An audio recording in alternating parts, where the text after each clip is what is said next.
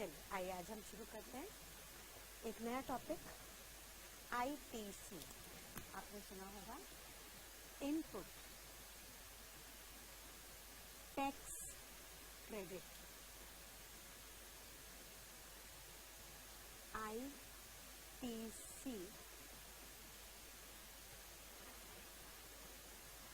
जहां पर हम GST के डबल टैक्सेशन का इम्पैक्ट देखेंगे। डबल टैक्सेशन क्या होता है बताइए। बेसिकली लॉ कहता है कि डबल टैक्सेशन तब होता है जब एक ही एक्ट में एक बार से ज्यादा आप एक ही आर्टिकल पे या एक ही ट्रांजैक्शन पे आप टैक्स चार्ज कर रहे हैं। फॉर एग्जाम्पल इस कंसेप्ट को हम एक बेसिक एग्जाम्पल की सहायता से समझेंगे। इफ आई से कि बेटा मेरा एक क्लाइंट है M3 और ये क्लाइंट रेडीमेड गारमेंट मैन्युफैक्चर करता है। इसका काम है रेडीमेड गारमेंट्स मैन्युफैक्चर करना। और ये रेडीमेड गारमेंट बनाने के लिए 3 चीजें इसे बहुत जरूरी होती हैं। पहला फैब्रिक कपड़ा, दूसरा मशीन सिलाई की मशीन जिसपे कपड़े से ड्रेस बनेगी, एंड तीसरा फैशन डिजाइनर। उन्हें डिजाइनर्स हायर करने पड़ते हैं ड्रेसेस लेटेस्ट डिजाइन पर डिजाइन करने के लिए, तो उनकी सर्विसेज भी इन्हें चाहिए होती है। अब M3 फैब्रिक को लेगा, उस फैब्रिक को अब से हम बुलाएंगे इनपुट। मशीन खरीद के लाएगा, उस मशीन को अब से हम बुलाएंगे कैपिटल गुड्स। डिजाइनर हायर करेगा एज एन इनपुट, तो उनको हम बुलाएंगे इनपुट सर्विसेज। क्या नाम देंगे उन्हें हम? Input services. और इन तीनों को यूज करके वो एक फाइनल प्रोडक्ट तैयार करेंगे जिसे हम नाम देंगे आउटपुट का। अब विजुअलाइज कीजिएगा कि M3 अपनी फैक्ट्री में ये तीनों चीजें रिसीव करता है सो दैट उससे आउटपुट बना के ओपन मार्केट में फर्दर सप्लाई कर सके, बेच सके। तो इस सप्लाई के लिए M3 को फैब्रिक बनाने की जरूरत नहीं है। ये फैब्रिक कहीं और से खरीद के लेके आ सकता है। मान लीजिए एक दूसरा मैन्युफैक्चरर है M1 जो यार्न्स खरीद के लाता है, कच्चे धागे, और उन यार्न से वीविंग करके फैब्रिक तैयार करता है। और M1 जो यार्न से फैब्रिक बनाता है वो फैब्रिक फर्दर M3 को बेच देता है। अब M3 को फैब्रिक बेचना है तो ऑब्वियसली एक सप्लाई बनेगी, और मान लीजिए ये सप्लाई हुई at a price of 100 lakh रुपए और इस पे GST चार्ज हुई 18 लाख रुपए की। तो M3 जिसने फैब्रिक खरीदा उसको कॉस्ट कितनी पड़ी? 118 लाख रुपए। M1 ये 18 लाख जाके गवर्नमेंट को पे कर देगा। हमने देखा इनडायरेक्ट टैक्स है तो सोर्स पर ही जनरली पे हो जाता है। और इस 18 लाख को जो M1 ने गवर्नमेंट को पे किया है उसे M3 से आगे वो रिकवर कर लेगा। यानी टेक्निकली M3 पे 18 लाख की GST का बर्डन शिफ्ट हो गया, इसकी जेब पे बर्डन आ गया इस पैसे का। सिमिलरली इमेजिन कीजिए एक दूसरा मैन्युफैक्चरर है M2, वो कुछ रॉ मटेरियल लेके आता है और उस रॉ मटेरियल से वो सिलाई की मशीन मैन्युफैक्चर करता है, और जो मशीन बनाई वो मशीन आगे M3 को बेचता है। लेट्स से बेचने पे प्राइस रहा 500 लाख रुपए का और GST इस पे लगी लेट्स से 120 लाख रुपए। M3 को टोटल पे करना पड़ा 620 लाख, जिसमें से M2 ने गवर्नमेंट को पे कर दिया था 120 का टैक्स, और ये जो 120 लाख M2 ने पे किया वो M3 से रिकवर किया, यानी M3 की पॉकेट पे कितना बर्डन शिफ्ट हुआ, 120 लाख रुपए।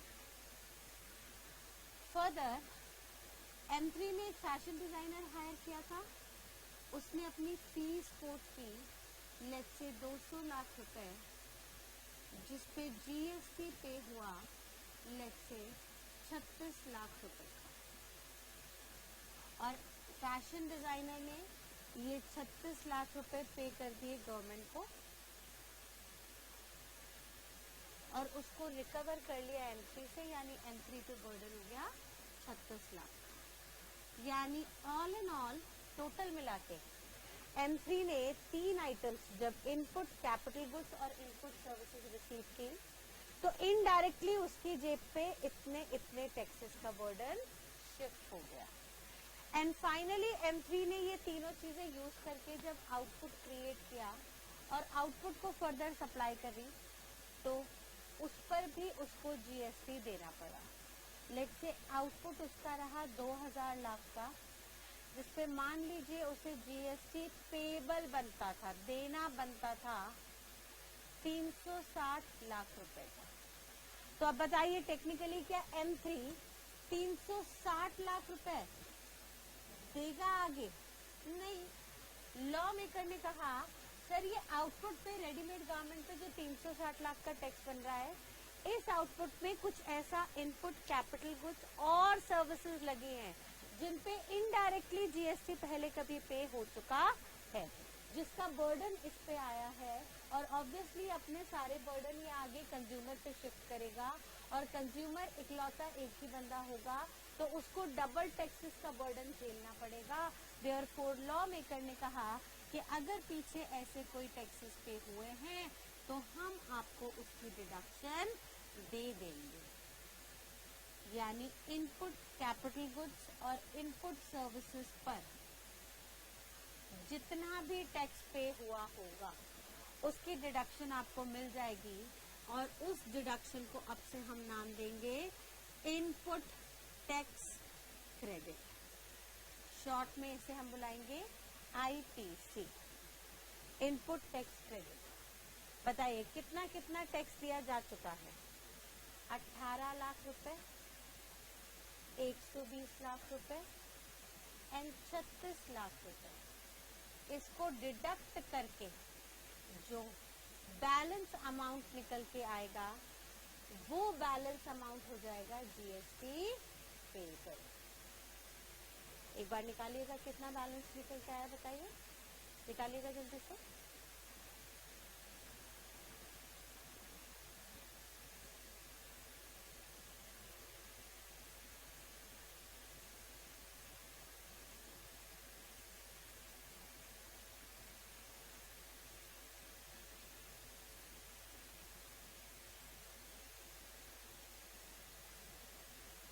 ये निकल के आया 186 लाख। तो 186 लाख आपको M3 को पे करने पड़ेंगे आगे गवर्नमेंट को, और फाइनली जितने भी ऑल ओवर कंज्यूमर्स होंगे उन कंज्यूमर्स पे बर्डन शिफ्ट होगा 360 लाख रुपए का इन टोटल, और ये 360 लाख रुपए गवर्नमेंट की पॉकेट में अलग अलग स्टेजेस पे कर दिए जाएंगे। इन टोटल आप निकालेंगे 18 प्लस 120 प्लस 36 प्लस 186, तो आपका टोटल निकल के आएगा 360 लाख। Got it? तो इस बात को अभी हम पहले बेसिक लैंग्वेज में लिखेंगे। आइएगा लिखना शुरू करते हैं। अच्छा बेटा, लिखने में बिल्कुल भी आलस मत कीजिएगा, बिकॉज ऑक्सफोर्ड यूनिवर्सिटी की रिसर्च कहती है कि कोई भी चीज सुन के समझ के अगर आप लिख लेते हो इमीडिएटली तो वो चीज 20 टाइम्स फास्टर आपको याद होती है। तो लिखने में हम बिल्कुल भी कंजूसी नहीं करेंगे, क्योंकि यही सारी बातें हमें एग्जामिनेशन हॉल में 3 घंटे के अंदर लिख के आनी है। उन 3 घंटों में आप जो भी लिखोगे उसके बेस पे आपका डिसीजन होगा, उसके बेस पे आपके एग्जामिनेशन का रिजल्ट आएगा। तो अभी फिलहाल क्लासेस के दौरान आप जितने राइटिंग स्किल्स को डेवलप करेंगे उतना ही आपका एग्जामिनेशन का प्रेजेंटेशन बेहतर होगा। ठीक है बेटा, तो आइएगा सबसे पहले इंट्रोडक्शन लिखते हैं आईपीएससी का, एंड प्राइमरीली इस एग्जाम्पल को सबसे पहले आप ड्राफ्ट करेंगे। I am giving you a little bit of time, quickly draft this example there. चलिए,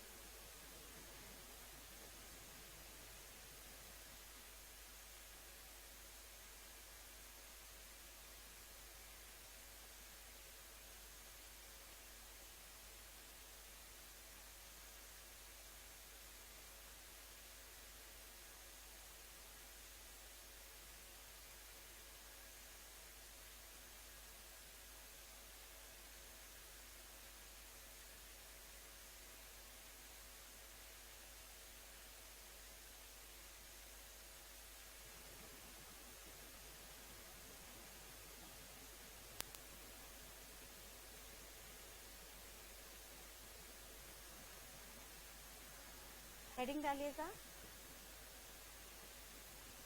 conditions for ITC, conditions for ITC input tax credit.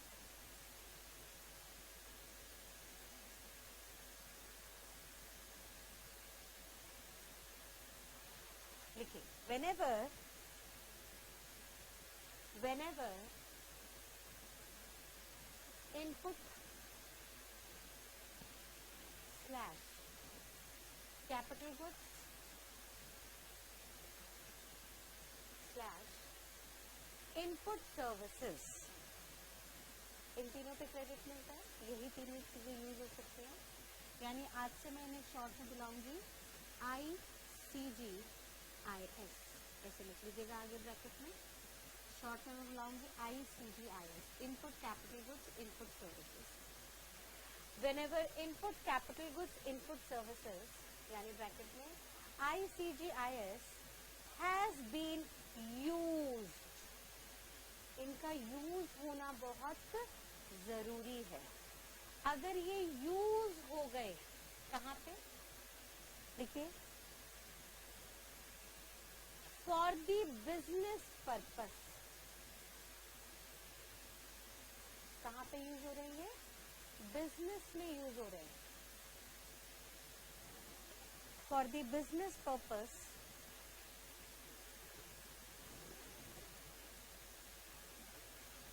resulting in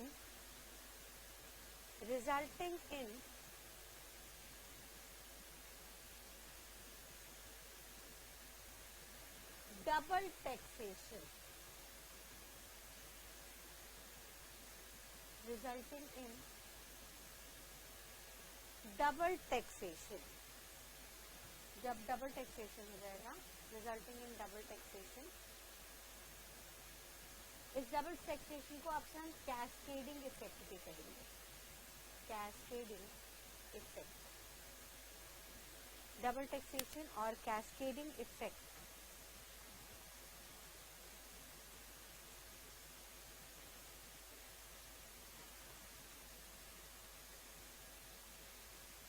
Then to avoid such double taxation, इस double taxation को खत्म करने के लिए हम deduction लेंगे। Then to avoid such double taxation, मैं कह सकती हूँ हम डिडक्ट किसको करेंगे, जितने भी टैक्सेस प्रीवियस स्टेज पे हम ऑलरेडी पे कर चुके हैं। To avoid this double taxation, the taxes already paid earlier, the taxes already paid earlier shall get deducted, उनको माइनस किया जाएगा, shall get deducted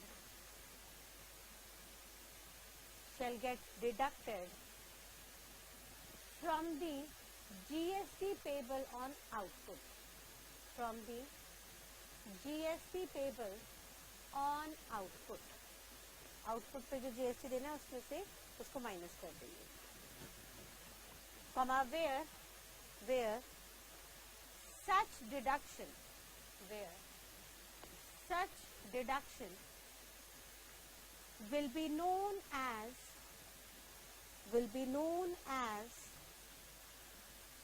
ITC, input tax credit, ध्यान रखिएगा, आईटीसी एक डिडक्शन है जो आउटपुट के टैक्सेस में से माइनस की जाएगी अगर वो ऑलरेडी पे हो चुकी है इनपुट कैपिटल गुड्स या input services. Where such deduction will be known as ITC.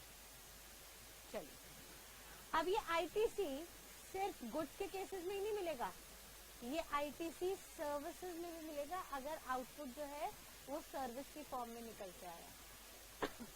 यानी मैं यहीं पे अगर एग्जांपल चेंज कर दूं कि बेटा मैं ना कोचिंग क्लासेस देती हूँ और कोचिंग क्लास एक सर्विस है और इस कोचिंग क्लास को देने के लिए मुझे कुछ इनपुट चाहिए होते हैं, लेट्स से मार्कर, मुझे कुछ आउटपुट चाहिए होते हैं, लेट्स से एसी या कंप्यूटर सिस्टम या लैपटॉप एक्सेट्रा, और कुछ इनपुट सर्विसेज चाहिए होते हैं।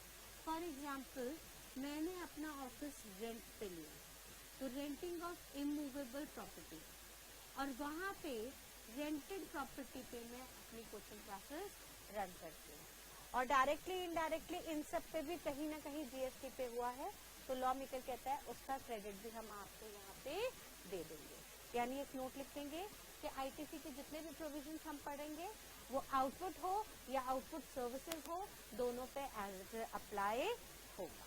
लिखिएगा एक नीचे नोट, लिखिए, the provisions of ITC, the provisions of ITC shall be applicable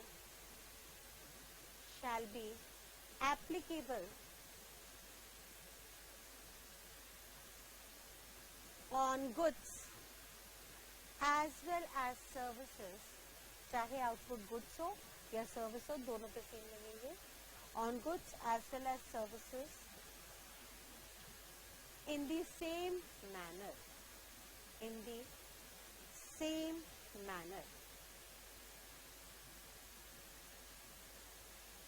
comma, where the final product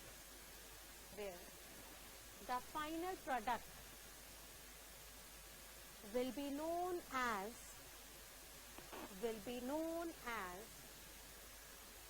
capital letters में लिखेंगे आउटपुट स्लैश आउटपुट सर्विस।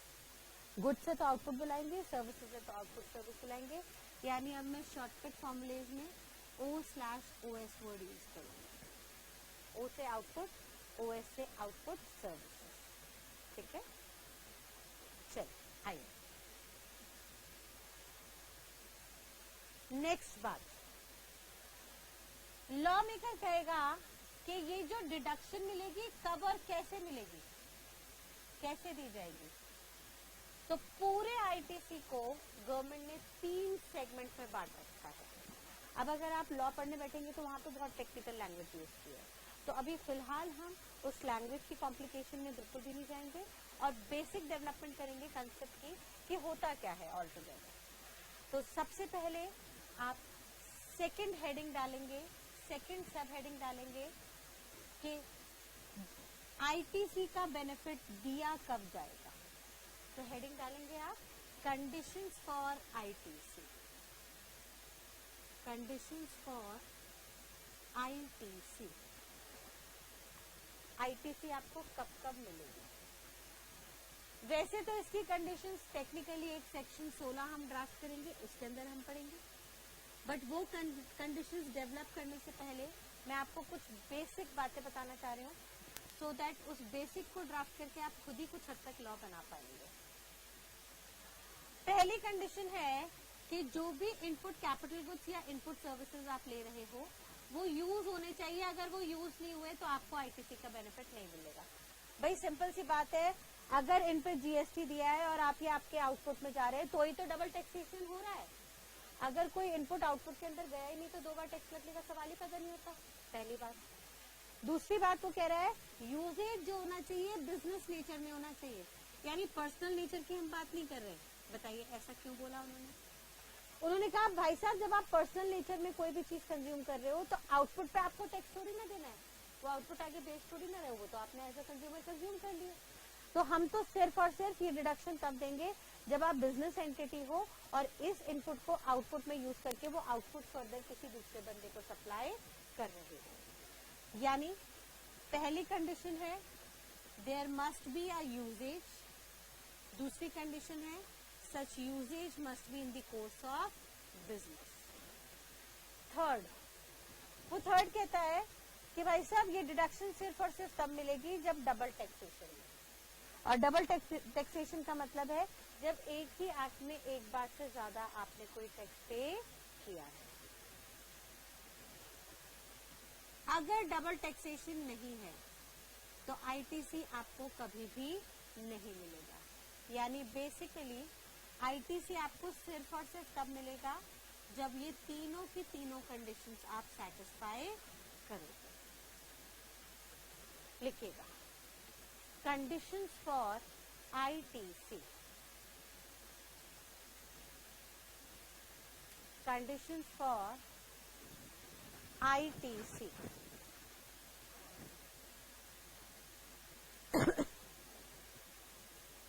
लिखिए the benefit of ITC shall be allowed, the benefit of ITC shall be allowed, shall be allowed,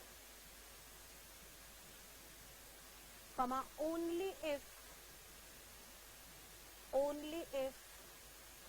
all of the following conditions, all of the following conditions are satisfied, are satisfied.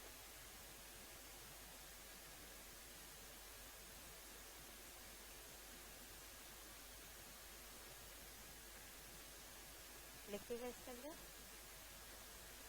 The basic conditions for IPC, the basic conditions for ITC has been given under section 16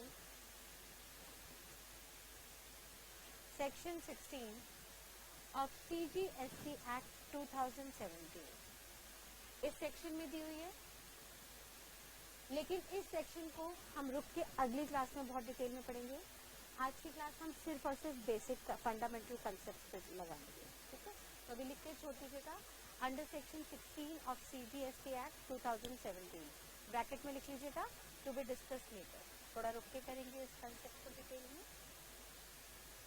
to be discuss later, bracket में लिख के close कर दीजिएगा, full stop. although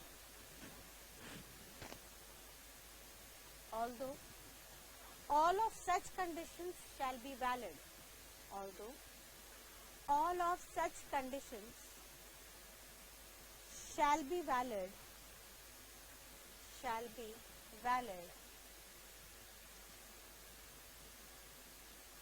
comma subject to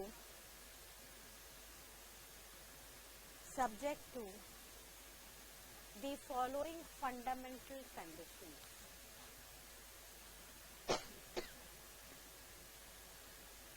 subject to the following fundamental conditions। अब वो conditions क्या है पहला लिखिएगा, सिंपल लैंग्वेज, बहुत सिंपल लैंग्वेज। पहली कंडीशन लिखिएगा ICGIS यानी इनपुट कैपिटल गुड्स और input service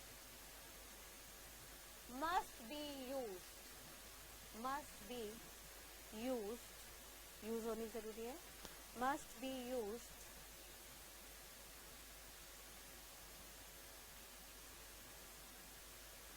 in the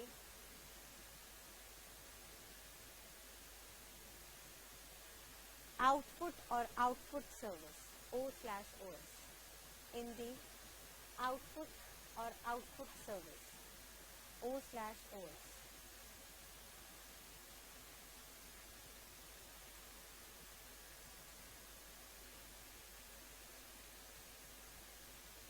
Second condition, such usage must be such usage must be in the course of such usage must be in the course of capital में लिखेंगे business, capital letters में लिख लीजिएगा business, business पे use होना चाहिए।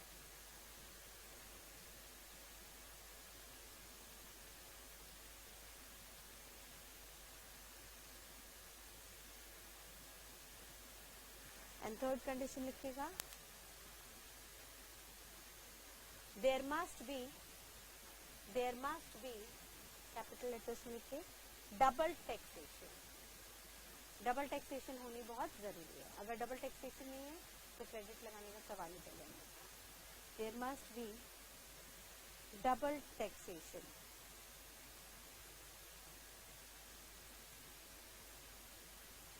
ठीक है बेटा, there must be double taxation, that is cascading effect.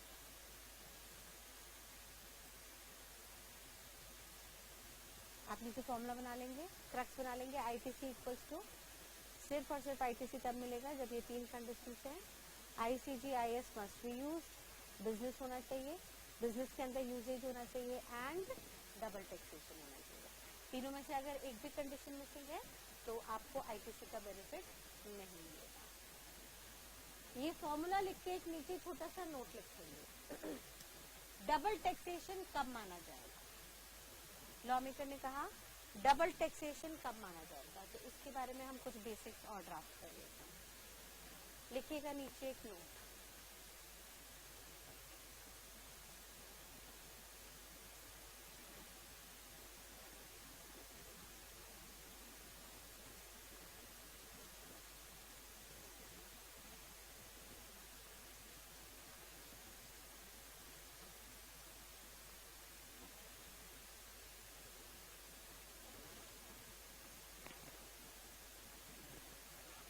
Note लिखेंगे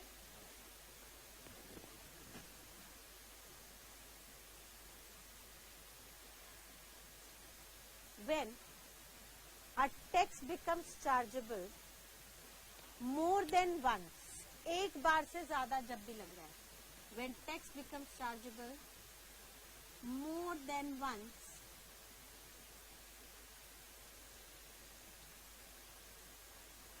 under the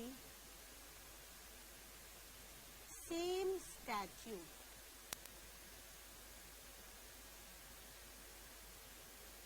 स्टैच्यूट का मतलब होता है लॉ या एक्ट। अगर एक ही एक्ट में एक ही लॉ में एक बार से ज्यादा टैक्स लग रहा है तो डबल टैक्सेशन है। Under the same statute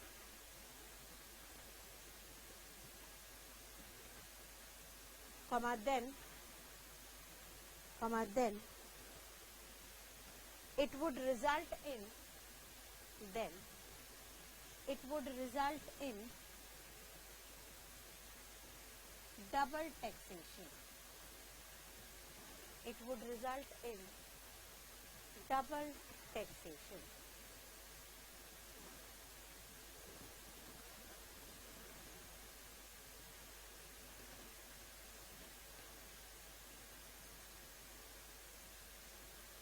for example आइए कुछ बातों को समझते हैं।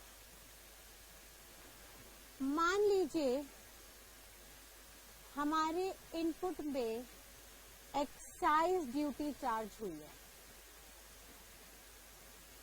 लेट्स से पेट्रोलियम था, अल्कोहलिक प्रोडक्ट थे जिसपे जीएसटी नहीं लगता, उस पे एक्साइज लग रहा था, या टोबैको है उस पे एक्साइज ड्यूटी लगी, और उससे बना हुआ जो आउटपुट है, लेट्स से अल्कोहल से बेनाड्रिल कफ सिरप बना, तो दवाइयों पे तो जीएसटी लगती है, या सब्जेक्ट टू सर्टेन कंडीशंस, आगे कुछ एग्जेम्पशंस भी देखेंगे, बट जो आउटपुट बना उस पे मान लीजिए जीएसटी लग रही है और जो इनपुट था उस पे एक्साइज लगी, तो can we call it as double taxation?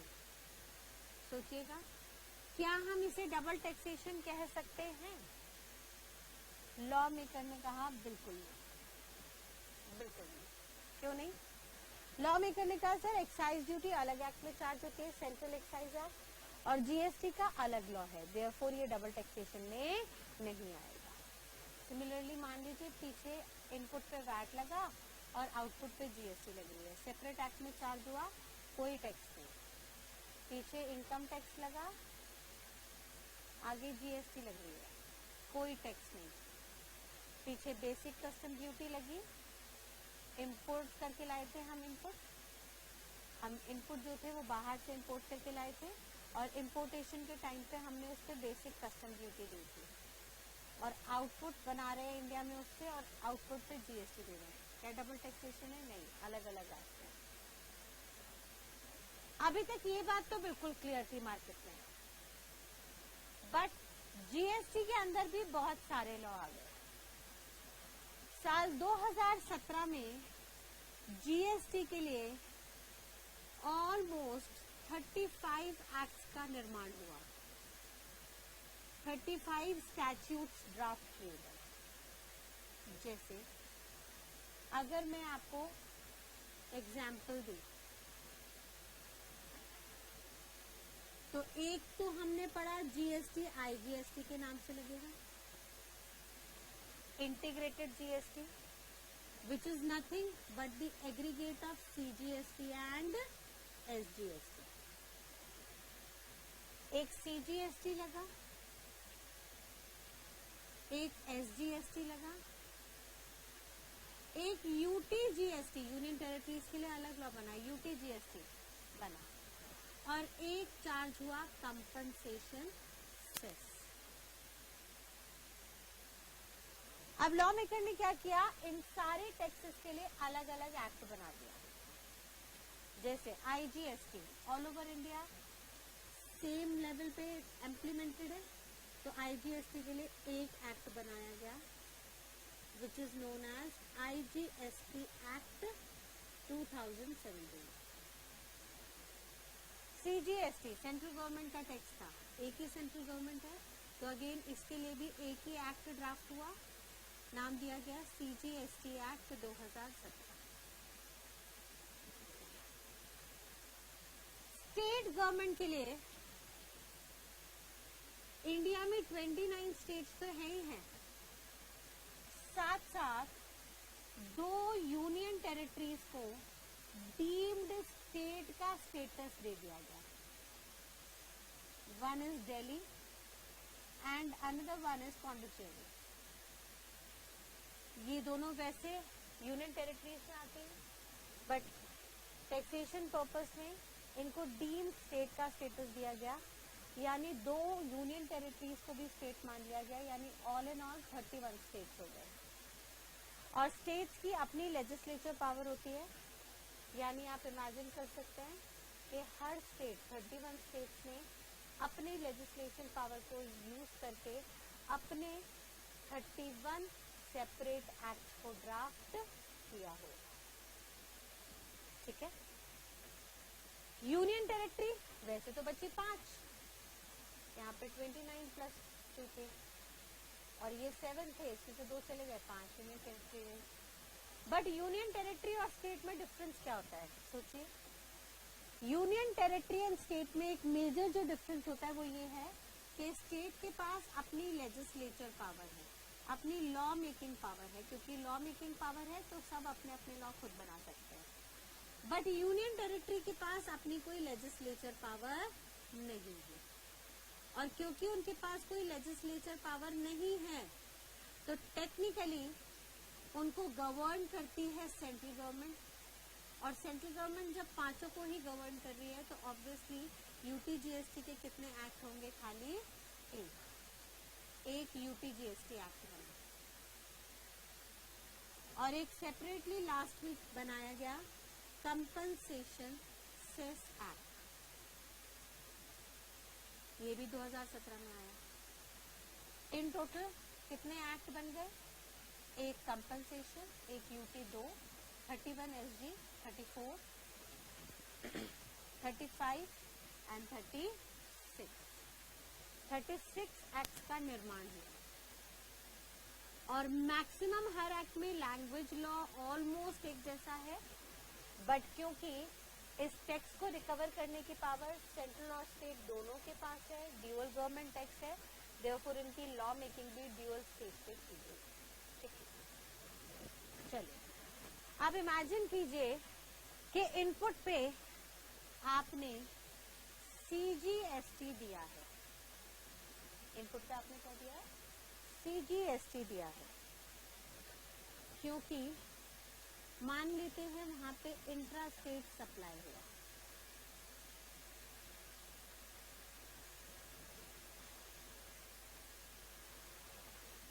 और आउटपुट पे आपको IGST देना है, क्योंकि आउटपुट मान लेते हैं आपका इंट्रा स्टेट में बिका। तो अब बताइए, इनपुट पे CGST, आउटपुट पे IGST, और दोनों टैक्सेस अलग अलग एक्ट के अंदर ड्राफ्ट हुए, तो can we call it as double taxation? क्या इसको हम डबल टैक्सेशन का नाम दे सकते हैं या नहीं? तो लॉ मेकर ने इसके बारे में कुछ बातें की। उन्होंने कहा CGST और SGST को मिला के IGST बनता है, क्योंकि IGST is nothing but the aggregate of these two, तो इन दोनों का क्रेडिट आपको IGST में मिल जाएगा, फिर भले ही इन दोनों की ड्राफ्टिंग अलग अलग एक्ट में क्यों ना हुई है। ठीक है बेटा, एक बार जरा इस बात को फंडामेंटली समझते हैं, दिमाग में बैठाइएगा। ऑन इनपुट या तो आपने CGST दिया या आपने IGST दिया या SGST दिया, लेट्स से UTGST की भी चेंज करते हैं, और उस इनपुट से बने आउटपुट पे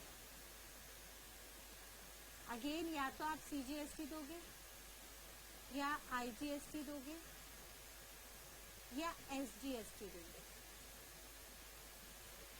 अब अगर इनपुट पे CG है और आउटपुट पे CG है, क्रेडिट मिलेगा या नहीं? बिल्कुल मिलेगा, एक ही एक्ट के अंदर है। इनपुट पे IGST है, आउटपुट पे IGST है, बिल्कुल क्रेडिट मिलेगा, डबल टैक्सेशन है क्योंकि एक ही एक्ट है। एंड सिमिलरली इनपुट पे SGST लगा, आउटपुट पे SGST लगा, दोनों का क्रेडिट आपको मिल जाएगा। सवाल पैदा होता है क्रॉस ITC का, बताइए CGST का क्रेडिट IGST में मिलेगा या नहीं?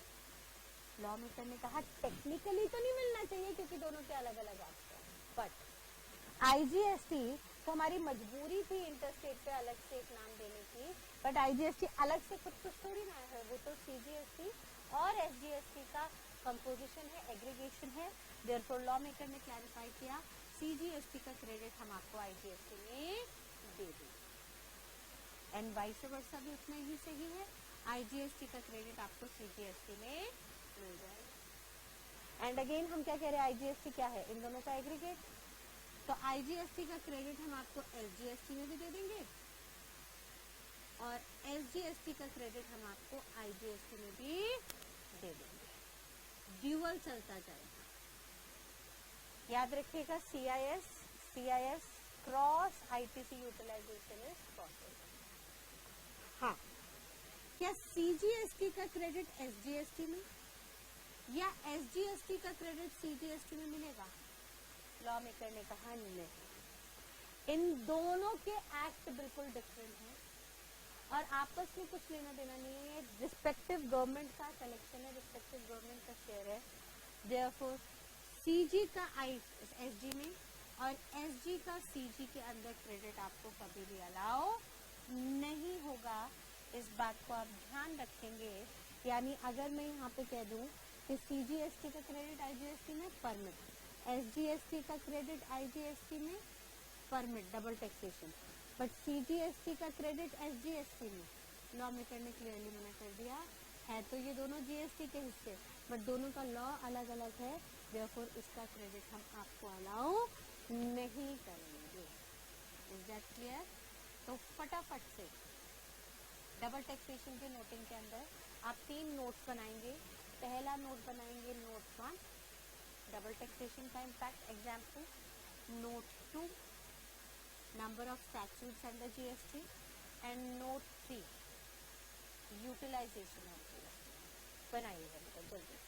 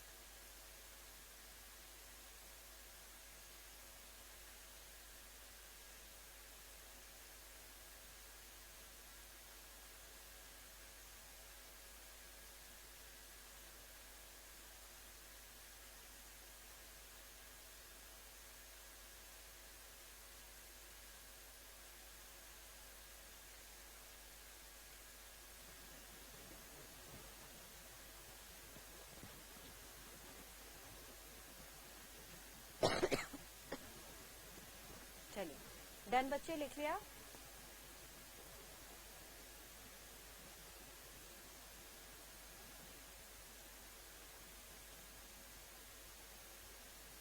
डबल टैक्सेशन सिर्फ और सिर्फ कब होगा?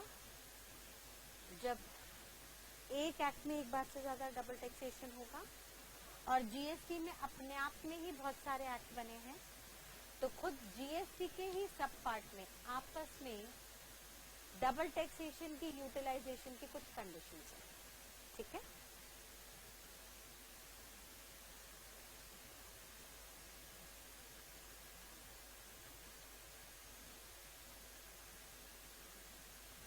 डन।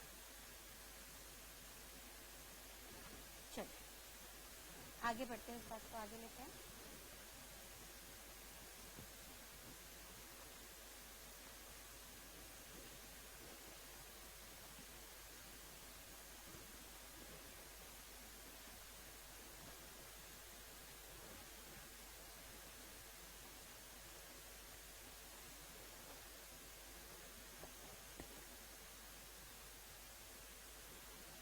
यानी मैं एक रैंकिंग बना सकती हूँ, रैंकिंग फॉर आईटीसी,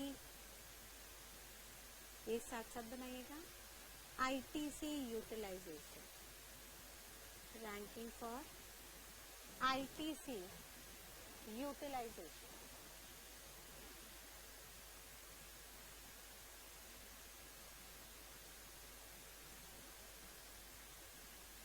मान लीजिएगा इनपुट पे आपने आईजीएसटी पे किया और आउटपुट आप इंटर इंट्रा दोनों टाइप से सप्लाई कर रहे हो, तो यहाँ पे आईजीएसटी भी पे होना है, सीजीएसटी भी पे होना है एंड एसजीएसटी भी पे होना है एंड कंपनसेशन सेस भी पे होना है। मान लीजिए तो आईजीएसटी का सबसे पहला क्रेडिट किसको मिलेगा? खुद आईजीएसटी को। अगर बैलेंस बचा तो उसका क्रेडिट जाएगा सीजीएसटी को, सेकेंड रैंक में। बैलेंस बचा तो थर्ड जाएगा एसजीएसटी को। और कंपनसेशन सेस के लिए कोई भी क्रेडिट नहीं है, यानी कंपनसेशन सेस का क्रेडिट सिर्फ और सिर्फ कंपनसेशन सेस के अंदर मिलेगा, क्योंकि इसका एक्ट ही ऑल टुगेदर अलग है। ठीक है। सेकंड, आपने पे किया सीजीएसटी, अब पहली रैंकिंग जाएगी सीजीएसटी को। बैलेंस बचा तो सेकंड आप इसको यूज कर सकते हो आईजीएसटी में। उसके बाद हम क्या एसजीएसटी या कंपनसेशन सेस में उसको यूज कर पाएंगे? लॉ मेकर ने क्लियरली मना कर दिया, आप नहीं कर पाओगे। ठीक है। वाइस वर्सा, आपने इनपुट पे एसजीएसटी पे किया,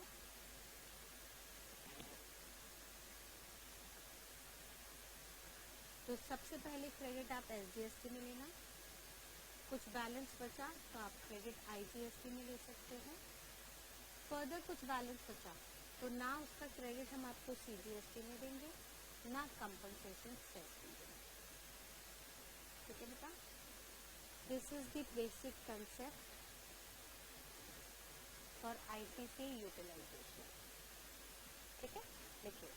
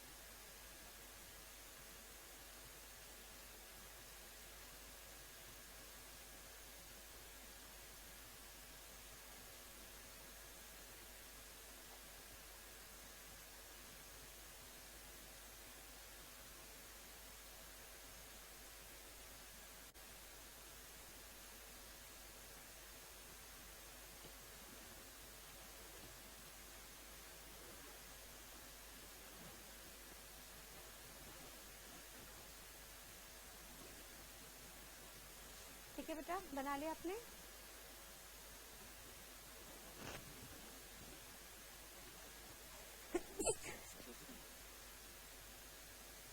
चलिए अब इसी कंसेप्ट को जरा कुछ एक एग्जांपल के थ्रू हम अच्छे से समझ लेते हैं, फिर बात को आगे बढ़ते हैं। ठीक है, चलिए आइएगा। देखिए, आपको मान लीजिए एग्जाम में ये दो चीजें गिवन होंगी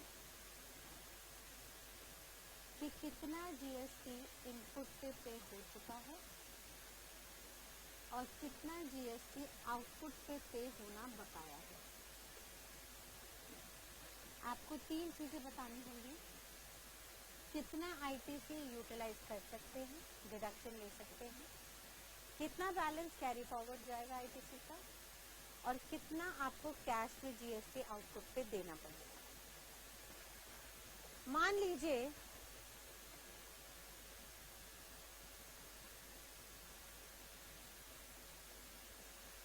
बाहर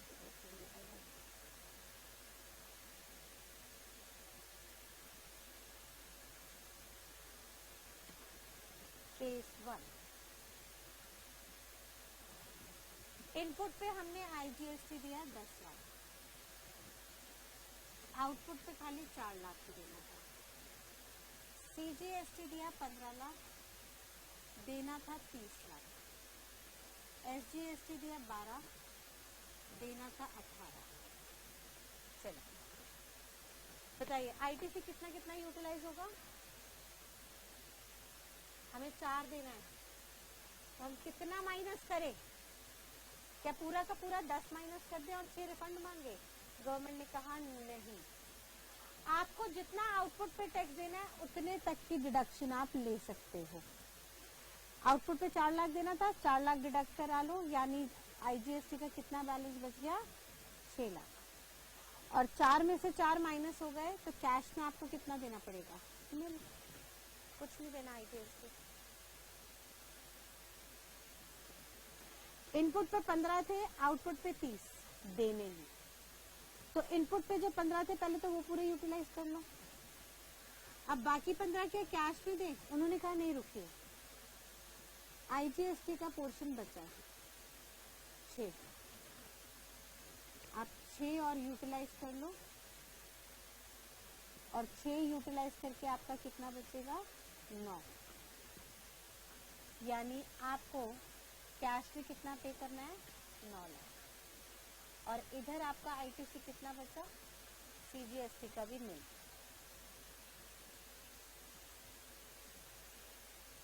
एसजीएसटी के लिए भी सिमिलरली 18 देने थे, 12 तो यही बचा, और कुछ बचा नहीं, कुछ नहीं बचा, तो 12 पूरा आपने यूटिलाइज कर लिया, आपका कुछ बैलेंस नहीं बचा, बट कैश में आपको 6 लाख रुपए देना पड़ेगा। ठीक है बेटा। सेकेंड एग्जाम्पल,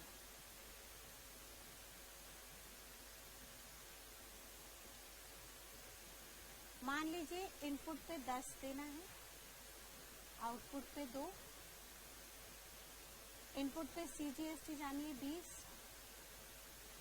आउटपुट पे 15, एसजीएसटी 15 जा चुकी है, 25 और जानी है। कोशिश कीजिएगा एक बार निकालने की, कितना यूटिलाइज करें, कितना कैरी करें।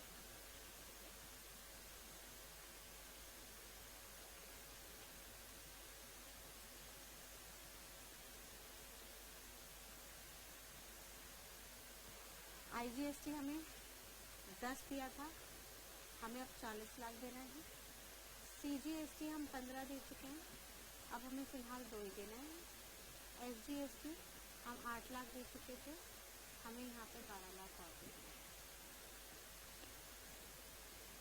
चलिए एक बार कोशिश कीजिए बेटा निकालने की।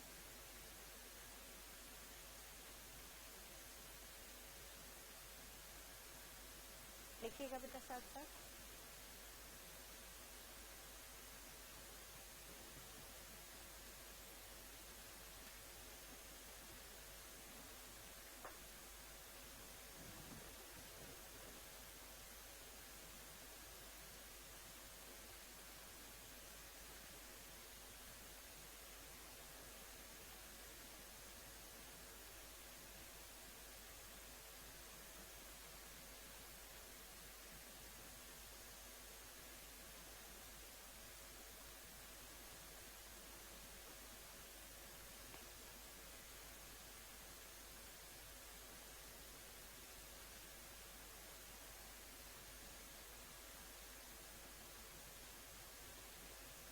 बताइए सेकंड केस में 10 देना था, 2 देना है, 10 दे चुके हैं, 2 देना है, 10 दे चुके हैं, 2 देना है, तो कितना माइनस करें, 2। एक लॉजिक समझ लीजिएगा, अभी इसको डिटेल में हम खूब प्रैक्टिस करेंगे ओवर द क्लासेस। 2 लाख रुपए देने थे, 2 लाख यूटिलाइज कर लो, बैलेंस कितना बचा, 8। कैश में कितना देना पड़ा, 9। सीजीएसटी में हमें 15 देने थे, हमारे पास बैलेंस पड़ा है 20 का, 15 माइनस करो, पूरे 15 में से 15 यूटिलाइज कर लिए, हमारे पास बैलेंस कितना बचा, 5। आईटीसी का मतलब है हम 20 का जीएसटी दे के आ चुके थे, आउटपुट पे 15 ही देना है, तो 15 माइनस करके कैश में कुछ नहीं देना, और बाकी जो 5 दे चुके थे उसको आगे यूटिलाइज कर लेना। मैम क्या ऐसा पॉसिबल हो सकता है कि इनपुट पे ज़्यादा टैक्स और आउटपुट पे कम? बिल्कुल हो सकता है। इनपुट का हो सकता है रेट बहुत ज़्यादा हो 28%, और आउटपुट हो सकता है कम रेट के अंदर कवर हो, या इनपुट हमने बहुत ज़्यादा स्टॉक में खरीदा हो, आउटपुट पे स्टॉक कम है, या इनपुट ओवर द पीरियड खरीदा गया था, बिटवीन मीन वाइल जब तक आउटपुट बन के सप्लाई हुआ उसी बीच के दौरान रेट गवर्नमेंट ने चेंज कर दिया। तो बहुत सारी पॉसिबिलिटीज है जिससे ये सारे एरियाज कवर हो सकते हैं। तीसरा, हमें 25 देना है जीएसटी में से, 15 तो हमने यूटिलाइज किया, अब क्या 10 का हम कैश पे करें, लॉ में करने का है नहीं, हम क्या यहाँ पे CGST का क्रेडिट ले सकते हैं SGST में? बिल्कुल नहीं। क्या IGST का ले सकते हैं? उसने कहा ले। IGST बचा 8, IGST घटा दिया, IGST का बैलेंस हो गया नहीं। इसका क्रेडिट मिलेगा? उन्होंने कहा नहीं, ये तो 5 ही रहेगा। और अब यूटिलाइज करने के बाद SGST का क्रेडिट तो खत्म हो गया, बट कैश में हमें कितना देना पड़ जाएगा? 7 लाख रुपए। तो क्या ऐसा पॉसिबल है कि हमारी किताबों में क्रेडिट खड़ा हो और हमें कैश में भी GST देने पड़े? ऐसा बिल्कुल पॉसिबल है in case of CGST and SGST। बात समझ में आ रही है बेटा? चलिए थर्ड केस देखिएगा। आउटपुट पे 40 देना है, इनपुट 10 है, यूटिलाइज किया 10, बैलेंस बचा नील, कैश अभी आ रहा है 30, बट हमें 30 देने की जरूरत नहीं है। देखते हैं कैसे। CGST हमें 2 देना था, हमने 2 यूटिलाइज कर लिया, हमारे पास बैलेंस बचा 13।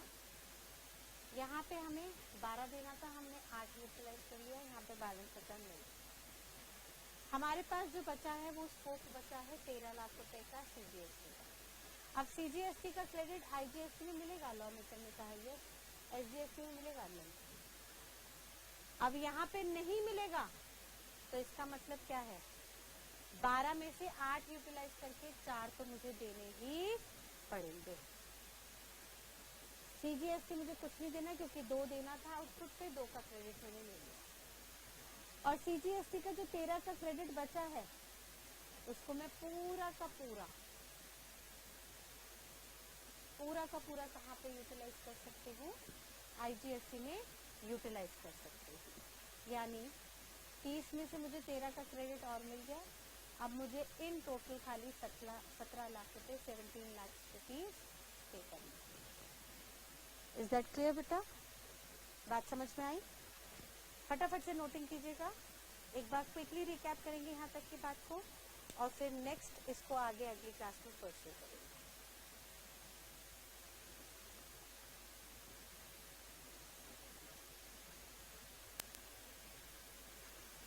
हमने देखा GST के अंदर अगर इनपुट आउटपुट पे अलग अलग टैक्सेस चार्ज हो रहे हैं तो हम इनपुट का क्रेडिट आपको आउटपुट में दे देंगे in order to avoid double taxation. फिर वो चाहे इनपुट का क्रेडिट हो, कैपिटल गुड्स का क्रेडिट हो या इनपुट सर्विसेज का क्रेडिट हो। पीछे जितने भी input capital goods, input services पे आपने टैक्सेस दिए हैं उन सबको आउटपुट के टैक्स में से हम माइनस कर देंगे और इस डिडक्शन को हम बुलाएंगे ITC, इनपुट टैक्स क्रेडिट।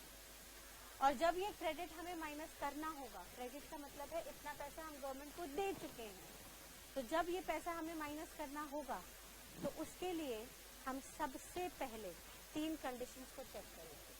पहली कंडीशन, जो इनपुट कैपिटल गुड्स और इनपुट सर्विसेज थे क्या हमने उसे यूज किया या नहीं। अगर यूज किया है तो सेकंड कंडीशन आप चेक करेंगे कि क्या वो यूजेज बिजनेस में हुआ या नहीं। अगर बिजनेस में यूजेज हुआ तो थर्ड कंडीशन हम चेक करेंगे कि क्या उसकी वजह से डबल टैक्सेशन हुआ या नहीं। अगर तीनों की तीनों कंडीशन सेटिस्फाई हैं तो हम आपको क्रेडिट का बेनिफिट देंगे, अदरवाइज नहीं। और डबल टैक्सेशन का मीनिंग हमने देखा कंसेप्चुअली, वो सिर्फ और सिर्फ तब होगा जब एक ही एक्ट में एक बार से ज्यादा टैक्स चार्ज किया गया है। एक ही एक्ट का मतलब बहुत सारी बातें होंगी। खुद GST के अंदर ही बहुत टाइप ऑफ एक्ट आ गए हैं और हर एक एक्ट का अपना अपना पर्पस है। तो लॉ मेकर ने क्लियरली कह दिया कि CGST, IGST के लिए एक एक अलग अलग एक्ट है। IGST अलग एक्ट में लग रहा है, CG अलग लग रहा है, लेकिन IG अपने आप में कुछ नहीं है। It is an aggregate of CG and SG। Therefore हम IGST का क्रेडिट IGST में भी दे देंगे क्योंकि सेम एक्ट है। IGST का क्रेडिट CGST में और IGST का क्रेडिट SGST में मिल जाएगा, भले ही एक्ट डिफरेंट क्यों ना हो, because logically IGST is nothing but the aggregate of CGST and SGST। CGST का क्रेडिट CGST में मिलेगा पहले, बैलेंस बचा तो उसका क्रेडिट हम IGST में भी दे सकते हैं as there in the case कि भाई साहब हमारे पास CGST का 15 का क्रेडिट था, पहले हमने CGST में यूज किया 2, बचा 13, तो वो हम IGST में ले जा सकते हैं because again IGST is an aggregate of CGST। Similarly SGST का क्रेडिट हम SGST में देंगे, बैलेंस बचा तो IGST में, लेकिन एसजीएसटी का क्रेडिट सीजीएसटी या कंपनसेशन सेस में नहीं मिलेगा और सीजीएसटी का क्रेडिट एसजीएसटी और कंपनसेशन सेस में चार्ज नहीं किया जाएगा। इज दैट क्लियर बेटा? चलिए, तो आज की क्लास को हम यहीं पे कंक्लूड करते हैं, इसके आगे हम नेक्स्ट क्लास में कंटिन्यू करेंगे। थैंक यू बेटा, till then God bless you.